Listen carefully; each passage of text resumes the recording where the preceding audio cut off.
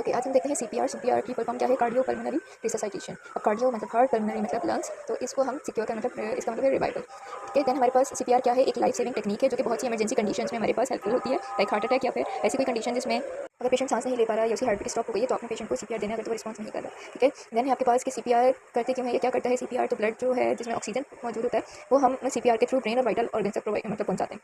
Patient की life को save करने के लिए सीपीआर दिया जाता है। पेशेंट का जो एयरवे है उसको ओपन और क्लीन करने के लिए और उसके अलावा एक्सटर्नल वेंटिलेशन देकर पेशेंट की ब्रीथ को जो है मेंटेन करने के लिए, उसके अलावा बेसिक लाइफ सपोर्ट देने के लिए जब तक कोई मेडिकल और एडवांस लाइफ सपोर्ट सर्विस नहीं आ जाती।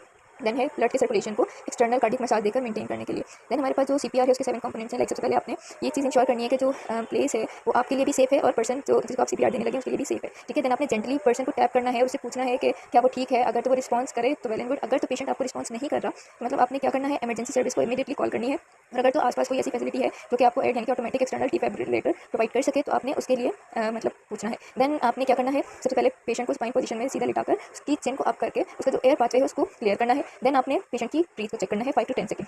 ठीक है, आपने जो पेशेंट इसमें क्या क्या होगा, लुक लिसन एंड फील, यानी कि आपने लुक क्या करना है पेशेंट का up down chest, then listen क्या करना है आपने पेशेंट की ब्रीथ, और फील क्या करना है पेशेंट की breath against your face. Then आपने चेस्ट कंप्रेशन स्टार्ट करनी है। आपने बहुत ही हार्ड और फास्ट चेस्ट को कंप्रेस करना है सेंटर में। ठीक है, ऑलमोस्ट 2 इंच आपने डीप जाना है और 1 मिनट में 100 to 110 या 120 कंप्रेशन देने हैं।